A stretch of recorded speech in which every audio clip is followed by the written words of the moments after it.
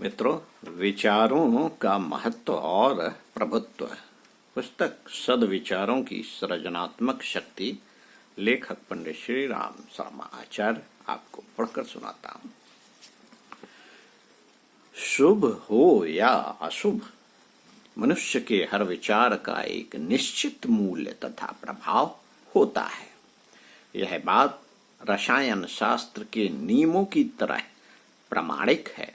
सफलता असफलता, संपर्क में आने वाले दूसरे लोगों से मिलने वाले सुख दुख का आधार विचार ही माने गए हैं।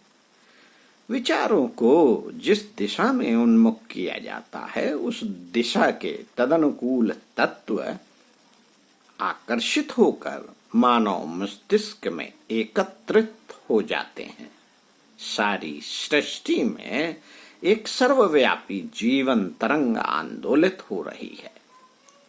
प्रत्येक मानव के विचार उस तरंग में सब ओर प्रवाहित होते रहते हैं, जो उस तरंग के समान ही सदा जीवी होते हैं।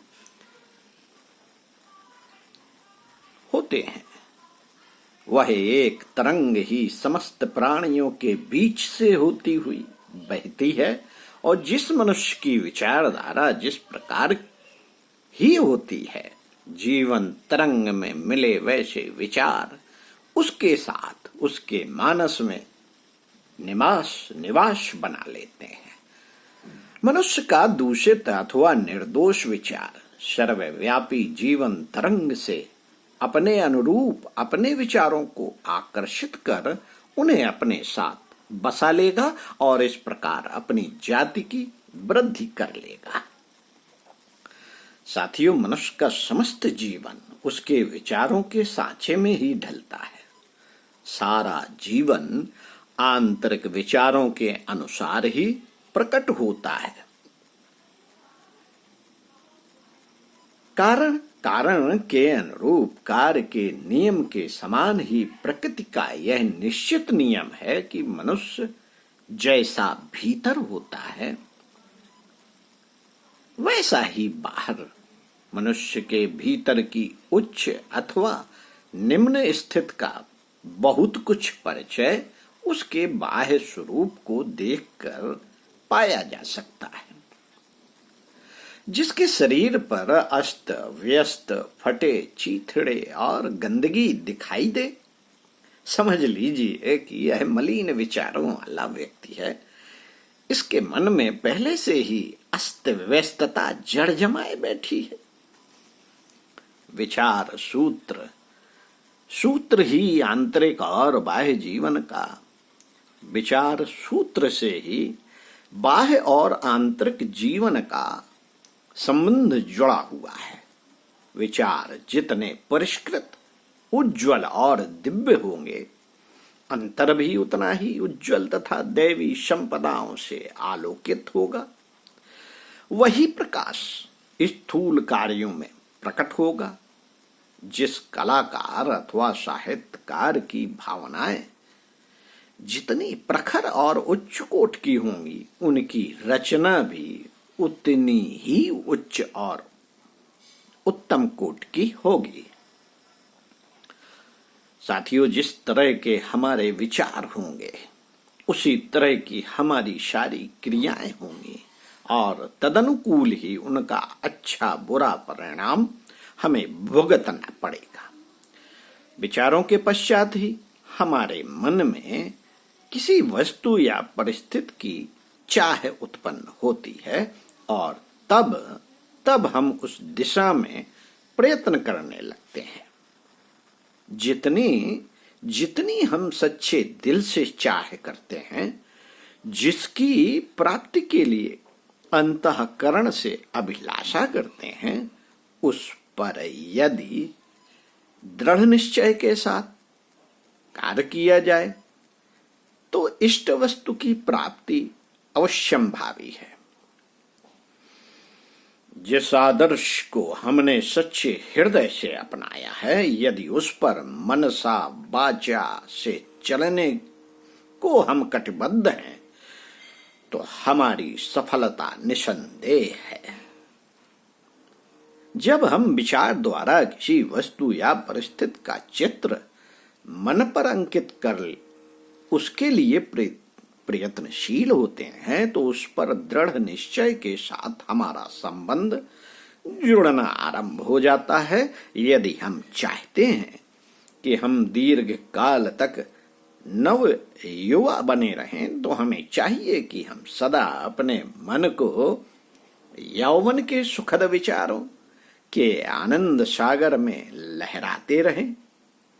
और यदि हम चाहते हैं कि हम सदा सुंदर बने रहें, हमारे मुखमंडल पर सौंदर्य का दिव्य प्रकाश हमेशा झलका करे, तो हमें चाहिए कि हम अपनी आत्मा को सौंदर्य के सुमधुर सरोवर में नित्य स्नान कराते रहें। यदि आपको संसार ने महापुरुष बनाकर यश प्राप्त संसार में महापुरुष बनकर यश प्राप्त करना है तो आप जिस महापुरुष के सदृश होने की अभिलाषा रखते हैं उनका आदर्श सदा अपने सामने रखें। आप अपने मन में यह दृढ़ विश्वास जमा लें कि आप में अपने आदर्शों की पूर्णता और कार्य संपादन शक्ति पर्याप्त मात्रा में मौजूद है।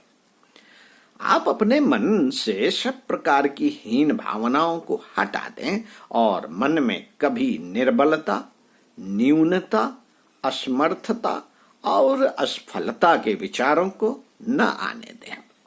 आप अपने आदर्श की पूर्ति हेतु मन वचन कर्म से पूर्ण दृढ़ता पूर्वक प्रयत्न करें और विश्वास रखें कि आपके प्रयत्न अंततः सफल होकर रहेंगे। मित्रों, कुएं में मुंह करके आवाज देने पर वैसी ही प्रतिध्वनि उत्पन्न होती है। संसार भी इस कुएं की आवाज की तरह ही है।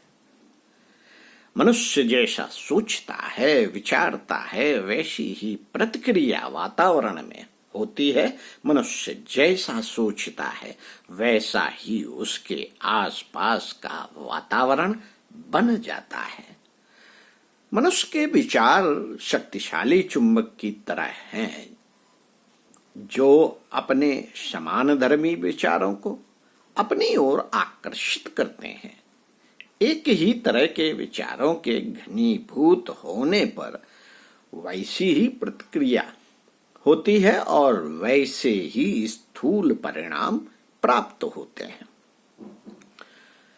विचार की प्रचंड शक्ति असीम, अमर्यादित अणुशक्ति से भी प्रबल है।